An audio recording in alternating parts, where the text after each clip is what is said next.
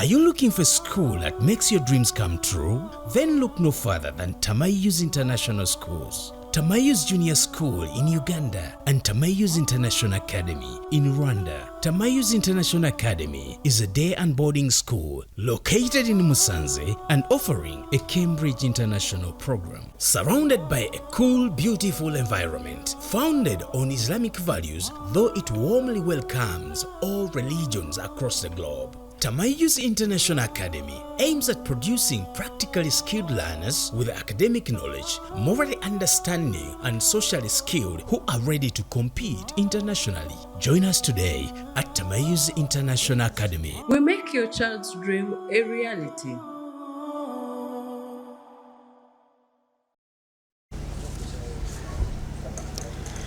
Alhamdulillahi Rabbil Alameen. ولا عاقبة للمتقين ولا عدوان إلا على الظالمين. أشهد أن لا إله إلا الله وحده لا شريك له وأشهد أن محمدا عبده ورسوله صلوات الله وسلامه عليه وعلى آله وصحبه وأتباعه أجمعين.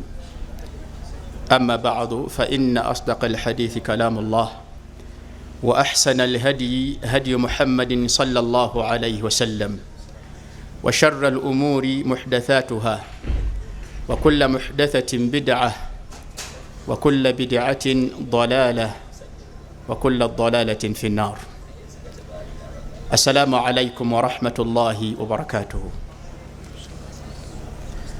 أما تيدا مجبو agatali mu bukendeevu bonna nannyini kutendebwa nago yekka yeweekitiibwa Allahu Rabbu al-Alamin. Tumwebaza Allah olunaku lwe yatuluŋŋamya eri eddiini ey'Obusiraamu, yatuwa ekyebbeeyi ekisinga byonna, omusabanga Allah akikukuumire okituuse maaso ge nga kijjuvu, kuba anasinkana Allah ne la ilaha illa Allah nga nzijuvu yekka yawonye. Atamusinkanye nekigambo ekyo nga kijjuvu gigenda kubeera mitawaana gyali. Tumwanjagira Allah nga tumusaba okusaasa n'emirembe ala man jaana bihadha ddiini walhuda, kwoyo eyatujjira n'eddiini eno ey'okwawula Allah saako n'obuluŋŋamu,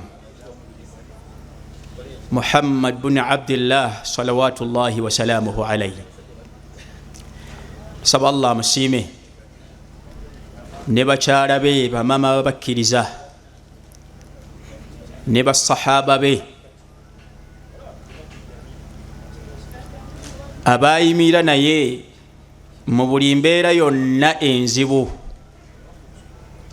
mu kkubo ly'okutambuzaamu n'okusaasaanya ekigambo kya la ilaha illallah. Ekkubo ab'ebitiibwa lyali lizibu, abamu obulamu bwagenderamu.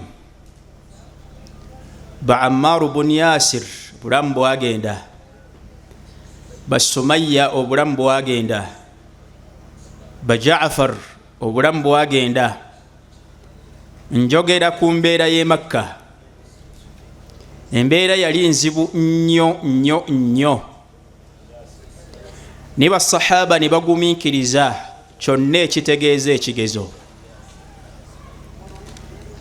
Kyalabwako nga taata yeegaana omwana we ow'omuntumbweze, ne kirabwako abooluganda nga beegaana muganda waabwe gwe bagatta taata ne maama. Eyo takyali muganda waffe, naye ensonga ki? Akkiriza eddiini Muhammad gyazze naye okuva eri Allah, egamba abantu nti temusamira, egamba abantu nti temweraguza, egamba abantu nti temuddayo kugenda mu mikolo gy'okwaba ennyimbe, egamba abantu nti temuddayo mu mikolo gy'okwalula abalongo, egamba abantu nti temukkiriza mu mpewo z'ekika tezirina makulu, egamba abantu nti agwanidde okusinzibwa mu butuufu bw'okusinzibwa alina ebimweyawulidde, alina obwongo obulamu byayinza okusinzirako okulaba nakakasa nti yasinzibwa yekka. min khasaisi al ilah, mubeeyawulidde Allahu azza wa jalla annahu yakhluq, atonda Allahu azza wa jalla, wa yanfa, agasa, era abantu bamufunamu omugaso bamufunamu emigaso egy'enjawulo. Ate era mu ngeri y'emu omuntu bw'agaana okussa mu nkola by'ayagala by'amulagidde, asobolera ddala Allah okumutuusaako ekibonerezo. So abali ku bwongo obulamu, obwongo bwabwe nga bukyaliko origino, ekyo bakikakasa. Kabebeera abashiriku nabo bakimanyi anna alladhi khalaq huwa Allah, eyatonda ye Allah. Kitegeeza bwe bakkiriza nti ye Allah kiri mu bubumbwa bwabwe nti era yagwanidde okusinzibwa mu bwomu bwe, naye baagaana bugaanyi. So mu ngeri efaanagana bwetyo tusaba Allahu azza wa jalla okusaasaanya emirembe ku Yesu Muhammad sallallahu alaihi wasallam, asiime basahaba be. Kyova olaba tukirangirira lunwe anna hubba haulai ashabu Muhammad ibada nataqarrabu biha ila Allah, nti okwagala Abu Bakar, okwagala Umar, okwagala Uthman, okwagala Ali, okwagala basahaba b'omubaka alaihi salamu bonna ibada gye tusinza nayo Allah, era gye tusuubira okufunamu amadaala aga waggulu mu maaso ga Allah. N'okukyawa buli yenna aboogerera amafuukuule, abakyawa ng'abashiica mu mitendera gyabwe, okubakyawa bafaanagana bwe batyo nako kuba kusinza kwe tusinza nako Allah. Saba Allahu azza wa jalla tuwangalize ku ddiini eno, tumusinkane nga tuli abasiraamu abannamaddala. بفضل الله جل في علا وتوفيقه وكرمه ومنه سبحانه العقيدة أولا لو كانوا يعلمون. مبتوف وين سونغ الدروس إزفانا غانا بويزتي زيزيغواني الدوكوبيرانغا موانا واتوزيرا بواكو إرانغا ziteekateekebwa mu mwaka omulundi ogusoba mugumu, bal egisoba mu 10. olw'obwetaavu abantu be bayina mu kutegeera enzikiriza yaabwe, naddala mu kaseera akafaanagana bwe kati.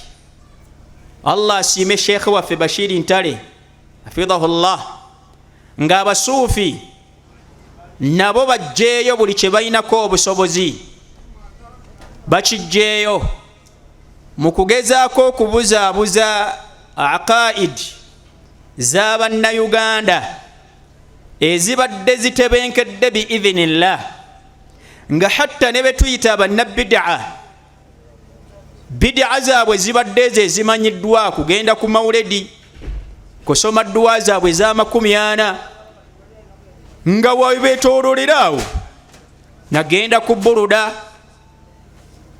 Niye abavubuka kati bajje buli kye balinako obusobozi okutta enzikiriza z'abantu.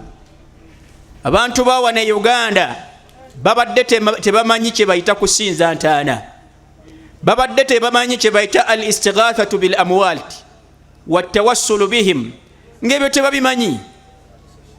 Naye bano bajjeyo amaanyi gaabwe ne kitegeeza nti akaseera kano emisomo egifaanagana bwe giti gyetaagibwa nnyo nnyo okubeera nga tulwanirira enzikiriza z'abantu, kuba enzikiriza zaabwe, enzikiriza yaabwe yeyimiriddeko okuwona kwabwe mu maaso ga Allahu azza wa jalla. biidhinillah, mbufunze obw'ekika ekyawaggulu omusomo ogwampeeredde ge tugenda okwejjukanyako gugamba nti Nabbi Isa alaihi salam yali musiraamu, yalwanyisa shiriki, era ffe abamukkiriza mu nzikiriza entuufu amakulu abasiraamu. Nabbi Isa alayhi salam yali musiraamu, yalwanyisa shiriki. Gwazze mu darusu eno omusiraamu gwamukkiriza okukkiriza okwannamaddala amakulu okutuufu. Nekitegeeza nti mafhum al mukhalafa, atali musiraamu kyagamba nti akkiriza Isa alayhi salam mu butuufu bw'ensonga alimba. Olw'ebyo tugenda okulaba biidhnillahi ta'ala. Omutwe nga bwe guwulikika 100 ku 100 mutuufu. Isa alayhi salam yali musiraamu.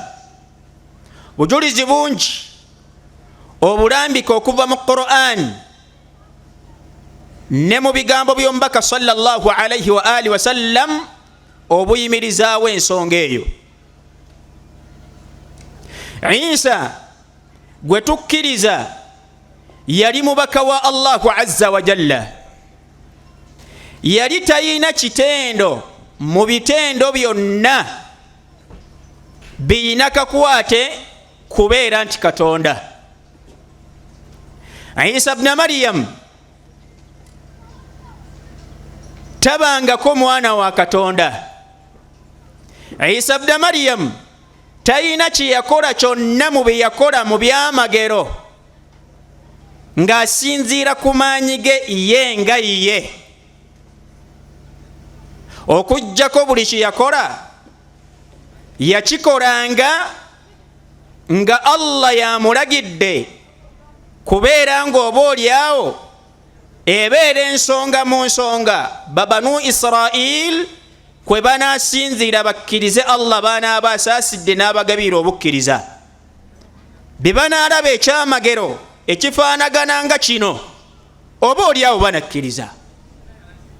Byonna tugenda biraba nga tubijja mu Qur'an, then ate era mu ngeri y'emu nga tubijja ne mu bitabo byabwe byennyini. Mu ekyo ekitabo kye bagamba nti kye bakkirizaamu, so nga ekigambo kyabwe si kituufu.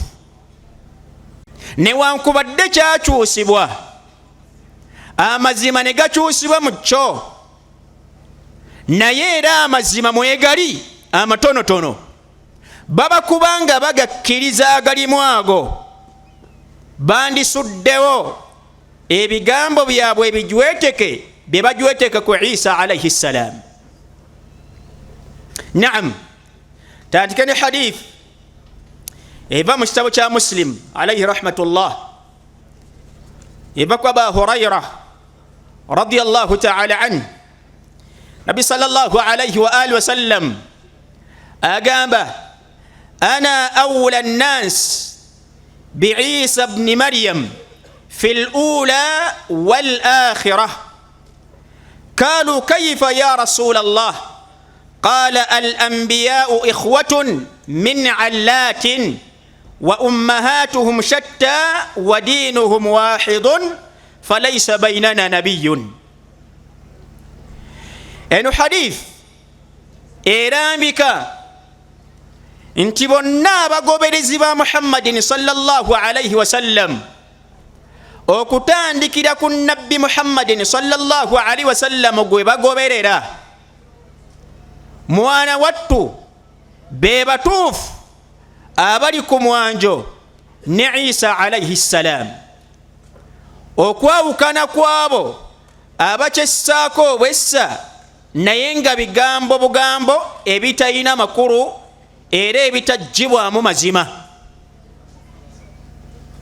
Era tujiga mu hadith eno nti Isa alayhi salam yali musiraamu, daa ila tawhid, yakoola abantu okubazza eri tawhid nga Muhammadin sallallahu alayhi wa sallam be yakoola abantu okubazza eri tawhid, era nga bannabbi bonna be bakoola abantu okubazza eri okusinza Allah omu mutuufu okumusinza. Nabbi agamba, ana awwala an-nas, nze ow'enkizo ali ku mwanjo ennyo mu bantu bonna bi Isa ibn Maryama, eri Isa mutabani wa Maryamu. Nabbi asinga okuba ow'oku mwanjo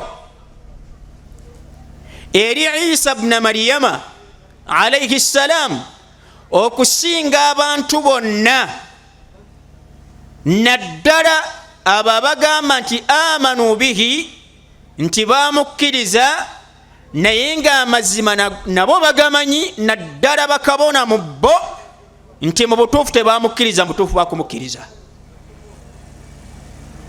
Fil ula wal akhirah, ekyo nno bwe kiri ku ntandikwa ne ku nkomerero, nze mmuli okumpi Isa alayhi salam. Qalu kaifa ya rasulallah, bamuddamu basahaba radiyallahu anhum ne bamubuuza nti ekyo kijja kitya ya rasulallah, okubeera nga ggwe ali okumpi, nga ggwe ow'enkizo eri Isa ibn Maryam newankubadde tewamulabako. N'abaddamu ng'abagamba qala al anbiyau ikhwatun min allatin, al anbiya ikhwatun min allatin, bannabbi ba Allahu azza wa jalla baali ba luganda bonna, oluganda olufaanagana abooluganda abagatta kitaabwe naye nga bamaama baabwe banjawulo. Min allatin, abooluganda abagatta bakitaabwe naye nga bannyaabwe baki banjawulo. Al anbiya ikhwatun min allatin ummahatuhum shatta, bamaama baabwe banjawulo. Wa diinuhum wahidun, eddiini y'abannabbi bonna min awwalihim Adam ila akhirihim Muhammad sallallahu alayhi wa sallam, eddiini yaabwe eryemu kuva kwasooka ku bo Adam alayhi salam okutuuka ku enkomero mu bo Muhammad sallallahu alayhi wa sallam, eddiini yaabwe eryemu. Busiraamu kwawula Allahu azza wa jalla nakuba bagonvu nnyo eri amateeka n'ebiragiro bya Allahu azza wa jalla. Falaysa bainana nabiyyun, n'ekimu era ekyalo ekirambika nti nabbi wankizo nnyo ali ku mwanjo nnyo eri Isa alayhi salam, laysa bainahuma nabiyyun, wakati waabwe, wakati wa Isa ne Muhammad tewaliiwo nabbi. Bal Isa alayhi salam mwana wattu ye yaranga ow'ekitiibwa sallallahu alayhi wa alihi wa sallam. Wa mubashiran bi rasulin ya'ti, yajja naawa amawulire ag'essanyu ng'alangirira nabbi agenda okujja oluvannyuma lwe. Ismuhu Ahmad, ismuhu Ahmad, erinnya lye nga yaani ye Ahmad. Mu mannya g'omubaka alayhi salam mulimu erinnya Ahmad. Ekyo nno kirambike mu bitabo byabwe era bakimanyi bulungi.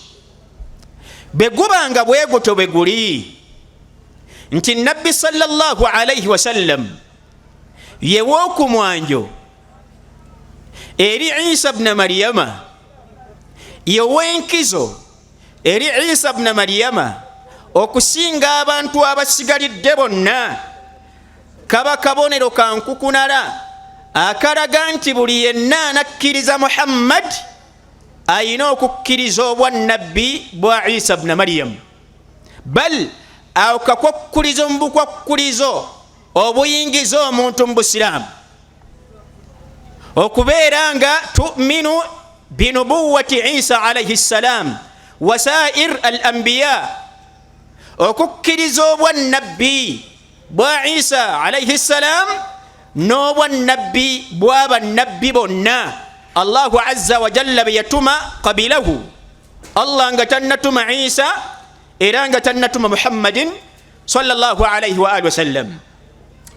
Hadithi eri mu kisaabo kya Muslim alayhi rahmatullah ibako sahaba mita Ubadah ibn Samit radiyallahu ta'ala anhu قال قال رسول الله صلى الله عليه وسلم من قال أشهد أن لا إله إلا الله وحده لا شريك له ين الله عز وجل وانا قبل دي چنگره نامساكو كساسر كوي نامرنغ ميريك كوبك غرقفو نكريزانو متمغوي نايتونانو روريميروي ng'olimi lujulira ekiri ku mutima gwe alla ilaha illa Allah nti mbutuufu bw'ensonga teri agwanidde kusinzibwa mutuufu bwa kusinzibwa okuggyako Allah wahdahu la sharika lah ali omu tagwanidde kugattibwako wa anna muhammadan abduhu wa rasuluhu nakkiriza nti ne Muhammad mubaka wa Allah mudduwe wa anna Isa Abdullah wa ibnu amatihi wa kalimatuhu alqaha ila Maryama nakkiriza n'okukkiriza nti Isa alayhi salam Abdullahi yali mudduwani muddu wa Allahu azza wa jalla era yali mutabani wa muzaana we yali mutabani wa muzaana wa Allah amakulu amutonde wa Allah Maryam wa kalimatuhu alqaha ila Maryam kyali kigambo kyekun nga Sheikh al-Islam Ibn Taymiyyah alayhi rahmatullah bwakirambika kyali kigambo kya Allah eri Maryam nga kigamba kya kun beera fakanat beera lubuto fakanat Maryama Maryamu n'abeera olubuto olw'ekigambo kya Allahu azza wa jal wa anna aljannata haqq nakkiriza nejjana nti ya mazima wa anna annaara haqq nakkiriza n'omuliro nti gwa mazima adkhalahu Allahu min ayi abwaabi aljannati thamaniyati shaa Allah agenda kumuwa chance ayingire mu mulyango gwonna gw'anaaba ayagadde mu miryango gy'ejjana omunaana biidhinillah nekitegeeza nti okusiramuka kw'omuntu kuyina akakwate ku kukkiriza Muhammadin sallallahu mu kukkiriza Isa alayhi salam nekitegeeza nti omuntu senga agamba nti akkiriza Allah akkiriza n'obubaka Allah bwassizza ku Muhammadin sallallahu alayhi wasallam ne tumubuuza nti ate Isa ono n'agamba nti oyo simumanyi era simukkiriza oyo bakristaayo n'abayudaayo bamumanyi oyo nahkumu alayhi bilkufur tulamula ku ye obukaafu taba musiraamu paka bwakkiriza Isa alayhi salam nti muddu wa Allah era mubaka we paka bwakkiriza ababaka bonna Allahu azza wa jalla beyatuma okuva gyali naam Isa alayhi salam eyali omusiraamu yali nabbi wa Allah so teyali katonda ng'abakristaayo bwe bagamba n'abayudaaya ate kino bakimanyi kuba kiwandiike mu bitabo byabwe nga bwe tugenda okulaba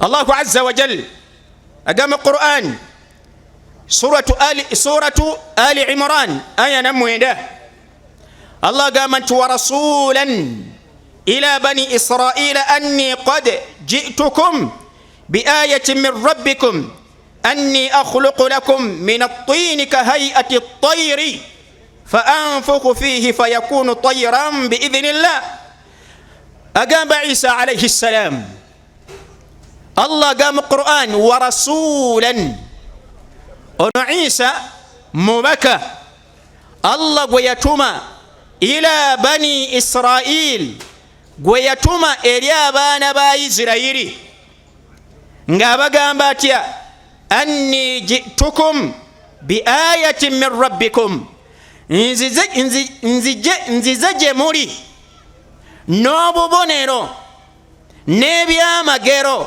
ebikakasa obwannabbi bwange ebisobola okuyamba oyo Allah gw'anaaba assizzaako okusaasira kwe akkirize nti ddala ndi mbaka wa Allah bw'abeera nga shayitaani emubuzaabuzizza, kuba Allah gwanaalungamya tekyetaaga kumala mukolera byaki byamagero, naye shayitaani gwebuzaabuzizza weetaagawo ekibaakinga ebigambo bya nabbi kyabanga kyamagero biidhinillah. wajitukum kad jitukum biayatin min rabbikum, nzize n'obubonero obukakasa obwa nabbi bwange okuva eri Allah eyabatonda nange eyantonda. anni akhluqu lakum min at-tini kahayati at-tayr, mbatondera mbabumbira okuva mu ttaka akabumbe k'ekinyonyi, akabumbe nga kali mu kifaananyi kya kinyonyi. bwe mmala okukabumba ne nkateekaawo, fa anfukhu fiihi, ne nkafuuwamu omwoyo, fa yakunu tayran biidhinillah, ekibadde ekibumbe obubumbi ekiri mu kifaananyi ky'akanyonyi naye nga si kinyonyi, ne kifuuka ekinyonyi ekibuuka ekirabwako biidhinillah, naye nga obwo buyinza bwa Allah. bw'ogenda mu bayibo yaabwe kino mwekiri nga Isa alayhi salam akyogera biidhinillah. agamba atya Isa alayhi salam mu bayibuli, ana ashkuruka wa ahmaduk liannaka tujibu duai, ayi Allah nkwebaza era nkutendereza, liannaka tujibu duai, kulw'ensonga oyanukula okusaba kwange. wa hadha alwaqtu wa fi kulli waqtin, mu kiseera kino, fi hadha alwaqt, mu kiseera kino, wa fi kulli waqtin, na buli kiseera kyonna wenkusabira oyanukula. fa as'aluka, ayi Allah omulungi nzuuna era nkusaba, an tuhyi hadha almayyit, ozengula omufu ono, liya'lama banu Israil, abaana ba Isirayiri bano bategeere, annaka arsaltani wa annaka tujibu duai, bakakase nti ddala gwe wantuma era nti oyanukula essaala zange. nekitegeeza obunyonyi buno bwe yatondanga, abafu bwe yazzanga engulu, mu aya eno agamba, Allah agamba nti wa ubri'u al-akmaha wal abrasa wa uhyi al-mauta biidhinillah, mponya abamuzibe nemponya abantu abalina ebirwadde by'ensusu, nenziza omuntu abadde afudde obulamu, nemuddiza obulamu biidhinillah, nadda engulu biidhinillah, naye nga si maanyi gange, wa innama, nga buyinza bwa Allahu azza wa jal. wa unabbiukum bima ta'kulun wa ma tadakhiruna fi buyutikum, mbabuulira ne kye mwalidde naye nga saabaddeyo nga mulya, ne mbabuulira ne bye mukukulidde bye muterese mu mayumba gammwe naye nga sigatuukangamu. inna fi dhalika la aya, akonno mwana wattu kabonero gye muli, in kuntum mu'minin, be mubanga ddala muli abaddu abakkiriza Allahu azza wa jalla mu bwomu bwe. Naam, Isa ibn Maryama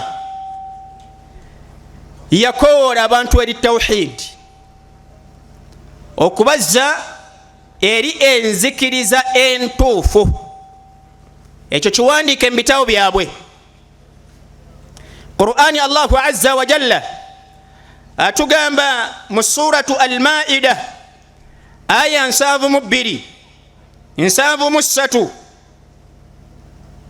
paka 75, Allah agamba bwati, لقد كفر الذين قالوا إن الله هو المسيح ابن مريم باكافوره bali ku bukaafu obw'ekikolo alladhina qaalu abasinziira gye basinziira ne boogera eggambo mu magambo amanene inna allaha huwa almasihu bnu maryam nti isa nti allahu azza wa jalla ye isa mutabani wa maryam subhanallah wa qala almasihu ya bani israila saatenga isa bna maryamu yabakowoora kino bakimanyi okuva mu bitabo byabwe ng'abagamba abanga abaana ba isirayiri ibudu llaha rabbi wa rabbakum yabakoora okujja eri tawhidi musinze allah eyantonda nze isa andabirira nze isa ate nga nammwe abatonze era yabalabirira innahu kino mukimanye mazima ddala man yushrik billahi yenna gwe kanaatanda n'agatta ku allah nze nanfuula katonda oba allah n'amusinzizaako ebirala ka anna isa alaihi ssalam yukhatibuna isa alinga ali mu kwogera naffe kati ab'omulembe guno kuba minna muffe bangi abagamba nti basiraamu naye nga bw'obagira bwoti wallahi obusiraamu se baliko babusuulawo nga sheekhe bwatusomesezza musiraamu ate yayina akayumba akakyamwamu ak'emmanju omusiraamu ate yayina entuula z'abalwanyi omusiraamu ate yakulira akasolya omusiraamu ate yakulira emikolo egy'okusumika abasika omusiraamu ate mwana wattu yakulira ye mukugu ennyo mu mikolo egy'okwalula abalongo fa inna lillahi wa inna ilaihi rajiun ebyo bisobola okukwatagana tekisoboka isa abagamba innahu man yushrik billah yenna gwe kanaatanda n'agatta ku allah alibratu biumumi lafdi la bikhususi sabab isa bino abigamba banu israil naye ebigambo byaffe basiraamu mmwe isa abagamba allah tubuulira mu quran ng'ayisiza ku lulimi lwa isa alaihi ssalam annahu man yushrik billah innahu man yushrik billah yenna gwe kanaageza ne katanda n'agatta ku allah bannange tusuula shiriki bakyala mu akayira k'omwana tekayina kakwate kubeerawo kwa mwana wallahi tekayina kakwate ekyo ekiwuzi ekiri mu kiwato ky'omwana tekiyina kakwate mu kumutangira ndwadde z'amaanyi tusiramuko olusiramuko olwannama ddala muzze musuze wano naye ate ng'oyinayirizi tolabanga ofiiriddwa nnyo tusaba allah tutaasa faqad harrama allahu alaihi aljanna yenna anaddamu n'akyogera nti ndi mwana wa katonda oba nze katonda ejjana ya allah eri haramu gyali wa ma'wahu nnar obuddo bwe gugenda kubeera muliro wama lizzalimina min ansar abali az'amaanyi abatuuka ku ddala erifaanagana bwe riti ery'okugatta ku allah nga bamaze obbagamba nti baddu ba allah basaanidde kusinza allah yekka mwana wattu tebagenda kubeera na mutaasa yenna olunaku lwe bagenda osisinkana allah maida 73 laqad kafara alladhina qalu inna allaha thalithun thalatha wama min ilahin illa ilahun wahid وإن لم ينتهوا عما يقولون ليمسن الذين كفروا منهم عذاب أليم لقد كفر الذين قالوا إن الله ثالث ثلاثة بارك بكاف ويشكر أبقامت الله اليوم مبسطو nga bweri enzikiriza y'abakristaayo abagamba nti allah ali omu mu basatu bali ku bukaafu obw'ekikolo era ibabufiirako bagenda kubeera mu muliro gwa Allah obugenderevu n'obugenderevu. Wama min ilahin illa ilahu wahid. So mwana wattu mutuufu bw'ensonga teriyo katonda yenna asaanidde kusinzibwa mutuufu wa kusinzibwa okujjako Allah omu. Wa in lam yantahu amma yaqulun, abakristaayo abo abagamba nti bakkiriza Isa saate nga tebatuukiriza Isa bye yabagamba, banaaba tebeekomyeko mu bigambo byabwe ebizita ebifaanagana bwe bityo. La yamassanna alladhina kafaru minhum adhabun alim, bagenda kutuusibwako ebibonerezo ebiruma okuva eri Allahu azza wa jalla. Kayfa yakunu Isa? Isa abeera atya Allah nga yayina obwetaavu mu kulya, yayina obwetaavu eri okunywa, yayina obwetaavu ng'ekitonde ekyera kyonna bwe kibeera n'obwetaavu. So nga Allahu azza wa jalla tayina bwetaavu bwonna eri kitonde kyonna. Allah ga mu Qur'an, mal masihu ibnu Maryam, Isa ono mutabani wa Maryam tayina kyali kyanjawulo kubasigadde, okujjako ekyenjawulo kyayina kubeera nga mwana wattu Allah yamufuula nabbi. Ate ekyo tekyeyawulidde ye yekka, bangi Allah baafudde nabbi olubereberye lwe. Illa rasul, okujjako ekyenjawulo kyayina kubasigadde Allah yamuwa obubaka. Qad khalat min qablihi ar-rusul, naye ate olwedde waliwo ababaka abamukulembedde nga tannajja. Wa ummuhu siddiqa, ne maama we yali mukyala mwana wattu mwesimbu, yali mukyala wa mazima, yali mukyala munnaddiini. Kana yakulaani at-ta'ama, bonna baalina obwetaavu eri emmere era baalyanga emmere. Unzuru kayfa nubayyin lakum al-ayat thumma unzuru anna yufakun. Tunuulira bwe tubabuulidde buli kyonna ekisobola okusika obwongo bwabwe n'okubalaga obwomu bwa Allah basobole okumukkiriza, naye byonna ebyamagero Isa byabakoledde babisudde mu guluka, naye ne basalawo kubeera nga bawakanya Allahu azza wa jalla. Ebifaanagana bwe biti Isa abyogeerawo mu kitabo kyabwe. Bw'onoogenda mu Injiri ya Yokaana agamba Isa alayhi salam, inna alhayata ad-daa'ima innama tajibu linnasi an yashhadu annaka anta Allah alwahidu alhaq wa annaka arsalta Yasu'u almasih. Injiri ya Yokaana, Isa agamba inna alhayata ad-daa'ima, mazima ddala obulamu obw'olubeerera obutaggwaawo, obulamu obutaggwaawo, innama tajibu linnansi, abantu bagwanidde obufuna oba abanaabufuna bayina bufuna bi an yashhadu annaka anta Allahu alwahidu wa annaka arsalta Yasu'a almasih.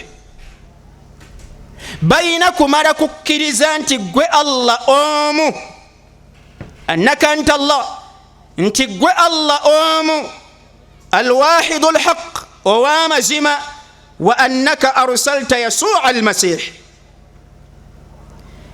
era nti ddala gwe watuma Yesu Kristo. Kino kiri mu bitabo byabwe, kifaanaganya ddala shahada gye twogera nga tugamba nti ashhadu an la ilaha illa Allah wa anna Muhammadan rasulullah. Amakulu bo baagambanga nti ashhadu an la ilaha illa Allah wa anna Isa rasulullah, wa anna Isa rasulullah. Bwe bati baayatulanga nga bakkiriza Isa alayhi salam. Isa kyabagamba mu kitabo kyabwe, bw'ogenda mu maaso yabagamba turiduuna qatili, musazeewo kubeera nga mukolako obulumbaganyi, munzite n'okunzita. Wa ana rajulun qultu lakum songa ndi musajja azze maaso gammwe ne mbagamba alhaqu alladhi sami'tu allaha yaquluhu, amazima ge nnawulira allah nga agoogerera ddala nga baleetere. inni lam aji'u li a'mala bimashi'ati nafsi, tewali kyenzize nakyo kukibagamba nga nkijja kwagala kwange, walakin bimashi'ati man arsalani, naye buli kyenjogera mwana wattu nkyogera nga nsinziira kwebyo allahu azza wa jalla eyantuma beyampa. genda maaso nga abagamba era lunyi lwemmaliza nalwo, inna alkalama alladhi tasma'unahu minni, ebigambo byonna byebigenda okuwulira nga njogera, laisa min tilqa'i nafsi, si bijja mu kwagala kwange, walakin min alladhi arsalani, mbijja eri oyo eyantuma. walwailu li in qultu shay'an min tilqa'i nafsi, akabenje kansinkanye, mitawaana ginzisinkanye, senga kanaageza ne kantanda nenjogera ekigambo kyonna nga nkijja mu ndaba yange nakwagala kwange, walakin bimashi'ati man huwa arsalani, naye buli kyennyina okwogera kimugenda okulira nga njogera, nkyogera nga nsinziira kwebyo byandagidde eyantuma allahu azza wa jal. oyo Isa okuva mu bitabo byabwe bye bagamba nti mwana wattu babikkiriza, ebifaanagana bwe biti bye byabaviirako okubeera nga mwana wattu basalawo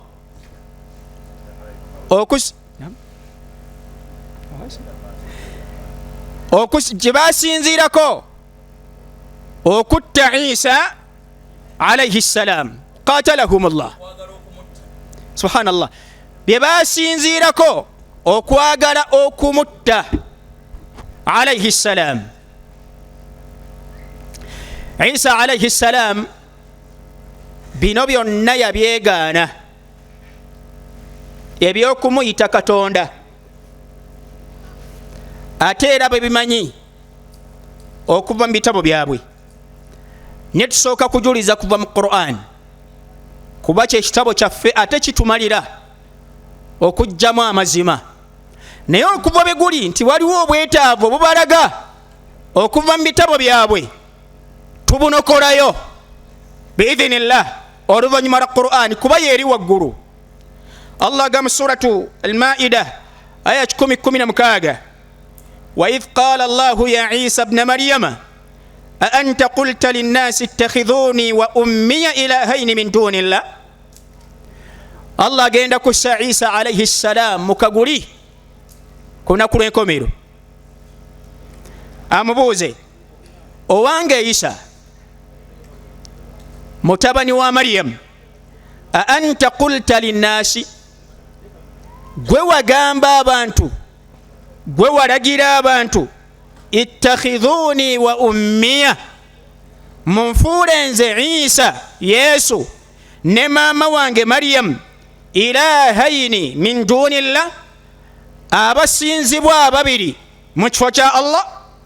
Qala subhanak, agenda kuddamu mu ngeri y'okwewozaako alayhi ssalam, agambye nti ay Allah wa yawkana ma yakunu li an aqula ma laysa li bihaq, amazima gali nti kyayi tekigwanidde gyendi era tekigwanirangako gyendi era sikikolangako okwogera kyesitagwanidde kwogera. Amakulu ekibuuka layini, ekibuuka ebyo bye wantuma tukirabye okuva muki mu Bible yaabwe, mu njiri ya Yokaana. Tewali kyeyogera nga ajja mu kwagala kwe okujja kwa Allahu azza wa jalla kyakola ki kiyamulagira. In kuntu qultuhu faqad alimta, bino si byakwewozaako Allah. bwe mba nga nakyogera nga nakibagamba, Allah era okimanyi. ta'lam ma fi nafsi wala a'lamu ma fi nafsik, gw'omanyi ekyekwese mu mutima gwange so nze ate simanyi Allah byokwese mundaawo, simanyi nze byokwese mu mwoyo gwo, so ate gw'omanyi buli kyonna ekiri mu mwoyo gwange. Innaka anta allamul ghuyub, mazima ddala Allah gwamanyi byonna ebyekwese, ate nze ndi muddu atalina kyamanyi. Ma qultu lahum illa ma amartani bih, tewali kyonna kye nabagamba okuggyako buli kyonna kye wandagira mbagambe. Nga kyali kye waŋŋamba, ani ibudu llaha rabbi wa rabbakum, kubagamba nti abange musinze Allah katonda wange ate era katonda wammwe. Wa kuntu alayhim shahidan ma dumtu fihim, nali bajulizi ku bo akaseera ke nali nga nkyabalimu, ebikolwa byabwe nali mbimanyi era nga mba followinga akaseera ke namala nga nkyabalimu. Falamma tawaffaytani, naye bwe wanzijaawo n'obantaasaako oluvannyuma lw'okukola enkwe z'okunzita n'ontwala gy'oli, kunta anta raqiba alayhim, gwe wali obalondoola era nga gw'omanyi ebikolwa byabwe byonna. Kati bali mikono gyo Allah, bw'osalawo kubabonereza gw'amanyi Allah, bw'osalawo kubasonyiwa ekisa kyo kiri waggulu eri ebitonde byo. So barakallahu fikum, jazakumullahu khairan.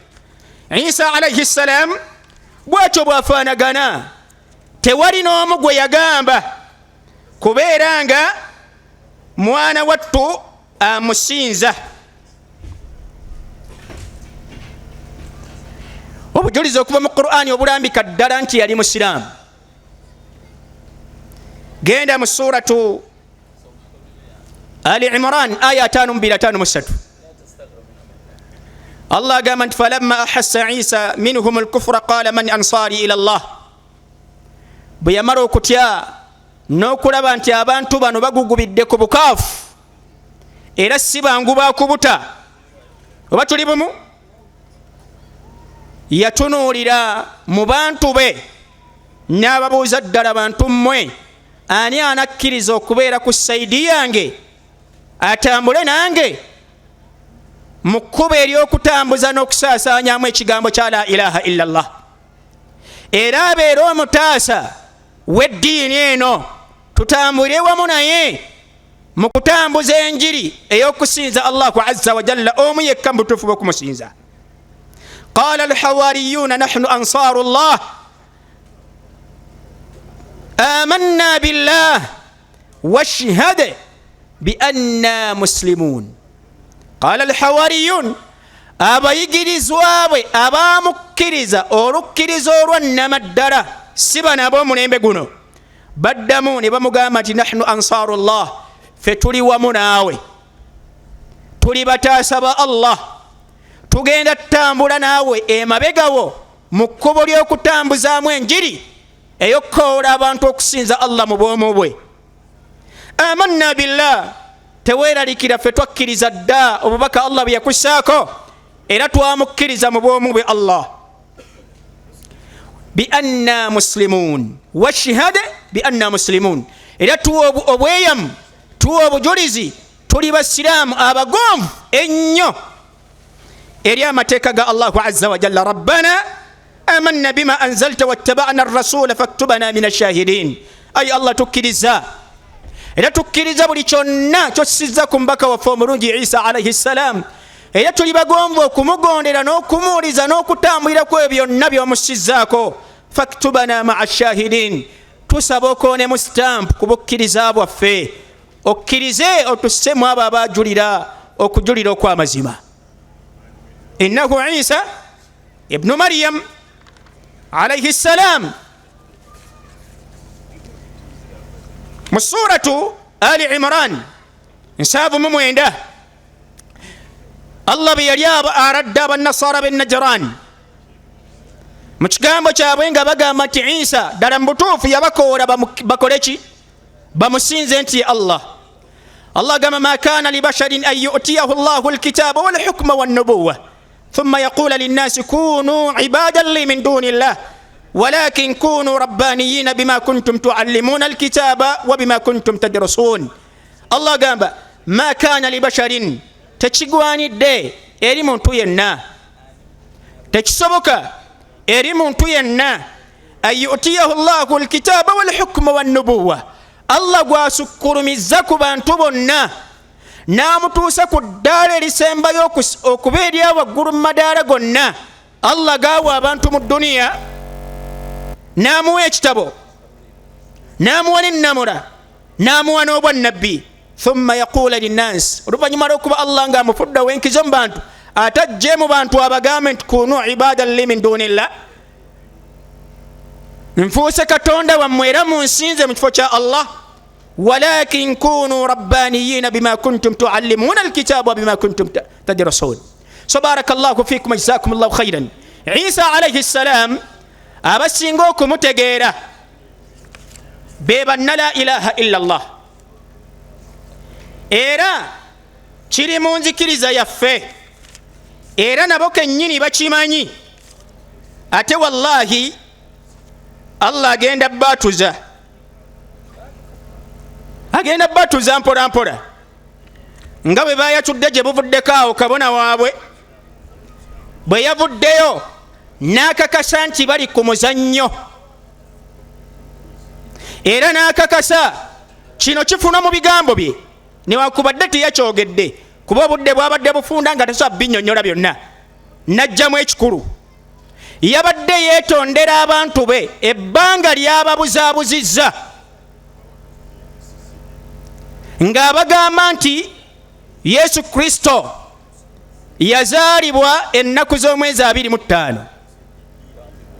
Allah n'amwatuza, obwo bulimba n'abusiimula mu bantu newankubadde azze abo bazimbirako abo balererako ebbanga eddene. Kyabanga obutuufu bw'ensonga, Yesu teyazaalibwa ng'ennaku z'omwezi 25. Kati bulijjo lwaki totugamba, bulijjo lwaki totugamba okitegedde leero ne mwana wange era ne basigala nga batudde,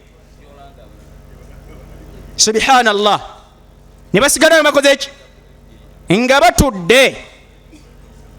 Tondabanga ndi kabona munene, era mwenna muzze olw'okuba nabayise n'okkakasa nti ndi mubaka, kuba beeyita bannabbi ab'obulimba, naye bombuuza nti yazaalibwa ddi nange simanyi.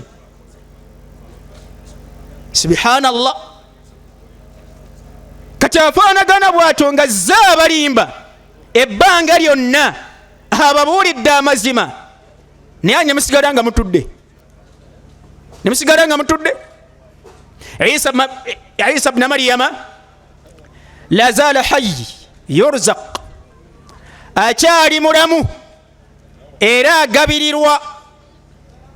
Eyo aqida yaffe ba ahlu sunna wal jamaa bifahmi salafi hadhihi al umma, okwawukana kuba ahmadiyya kinkaluubiriza ate nga kyekituufu tetubayita baganda baffe, tetubayita baki, tetubayita baganda baffe ku lw'ensonga enzikiriza yaabwe bagamba Isa alayhi salaamu yafa, bagamba Isa alayhi salaamu yafa.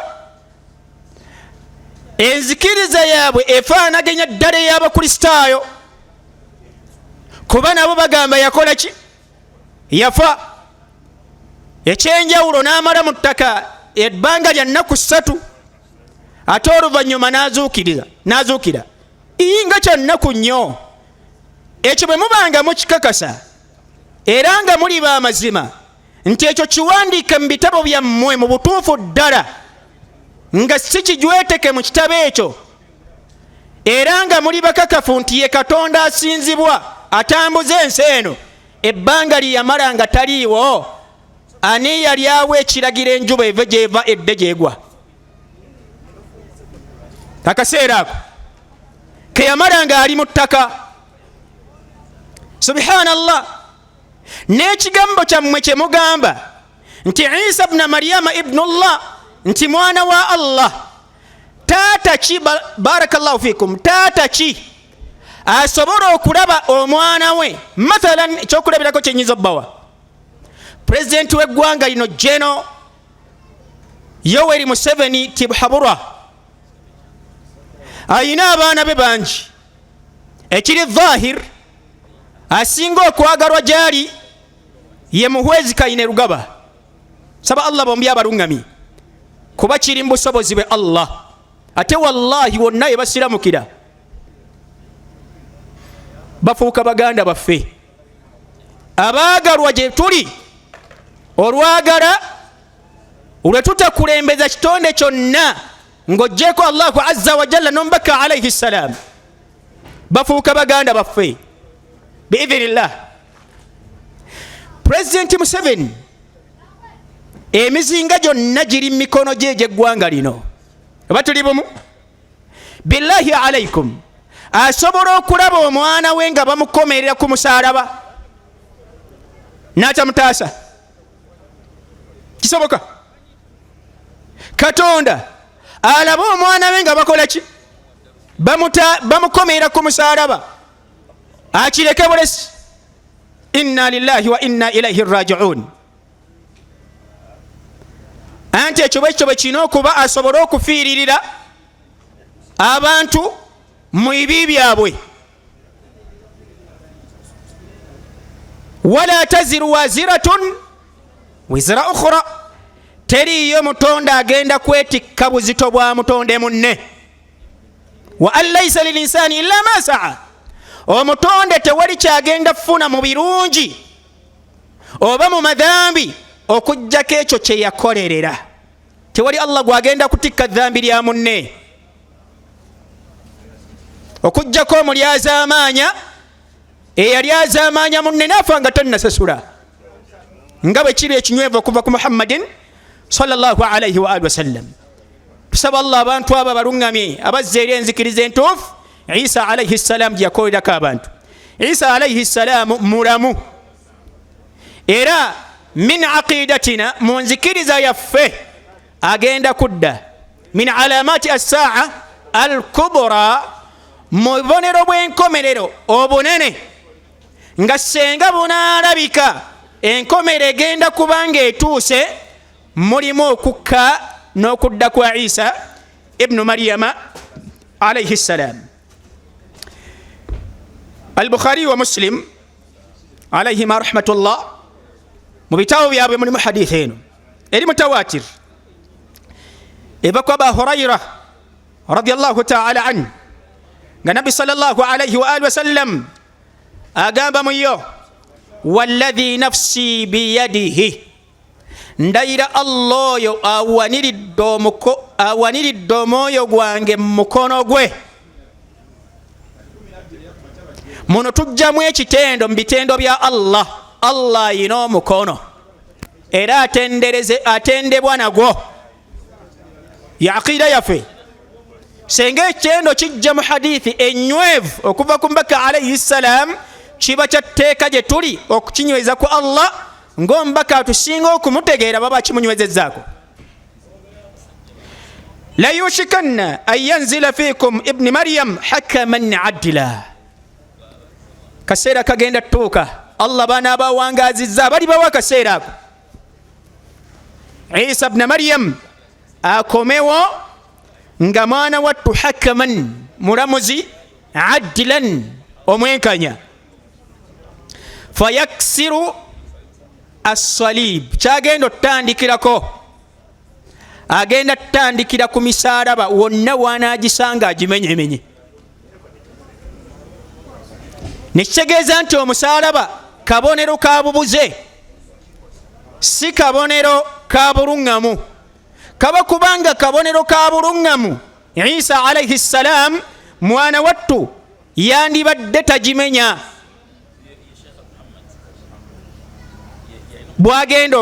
Bw'aliba akomyewo fi akhiri zaman. Wa yaqtulu al-khinzir, mu byagenda okukola wonna wanaasanga embizzi agenda kuzitta. Nekitegeeza nti embizzi naamu kitonde ebitonde bya Allah naye tetukkirizibwa kubeera nabyo ebitonde ebyo. Mutonde omusiraamu n'atali musiraamu takkirizibwa kulya na kulunda mbizzi. Bakimanyi bakabona. Naye olw'okuba kigambo bugambo kyoboogera ku nnimi zaabwe nti bakkiriza Isa alayhi salam, osanga nga ze zijjudde mu bigo byabwe.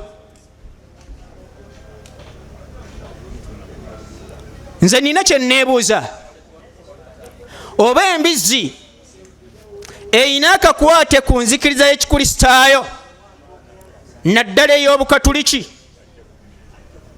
Kuba tewali kigo ky'oyinza kusanga mu ggwanga lino Uganda okuggyako ekikituukiriza nti kigo ekijjudde kirina okubaamu embizzi we zirundirwa. Subhanallah. Isa mu byagenda okukola Allah bw'aliba amuzizza agenda kutta embizzi ku lw'ensonga tezigwanidde kubeerawo, tezigwanidde kubeera mu bantu. Makulu zirina kubeera mu bisolo eyo, sole mu bibira seeno muffe abatonde. Wayada aljizya, azzeewo n'emisolo. Batuli bumu?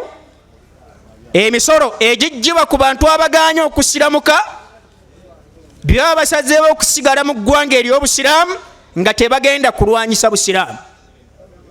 Kyemaliza nakyo, agenda kujja nga si nabbi, tagenda kudda nga nabbi, wa innama agenda kudda nga musiraamu biidhinillah.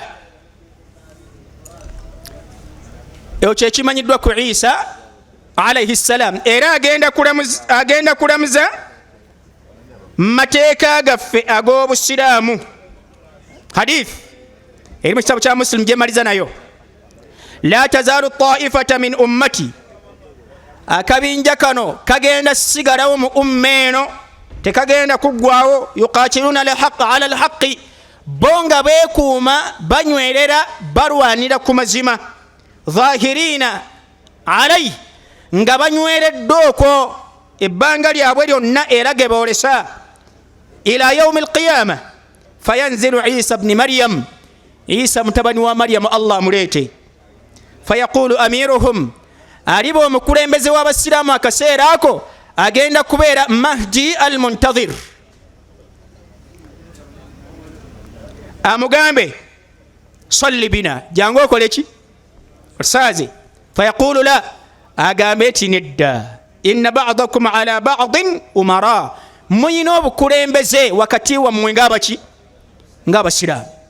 Tegeeza agenda kudda nga muki musiraamu era ng'akoolera ku buki ku busiraamu, ku lw'ensonga yali musiraamu, era agenda kujja nga alamudisa Qur'ani, kuba Qur'ani yasiimulawo ekitabo kye, tekikyalamula.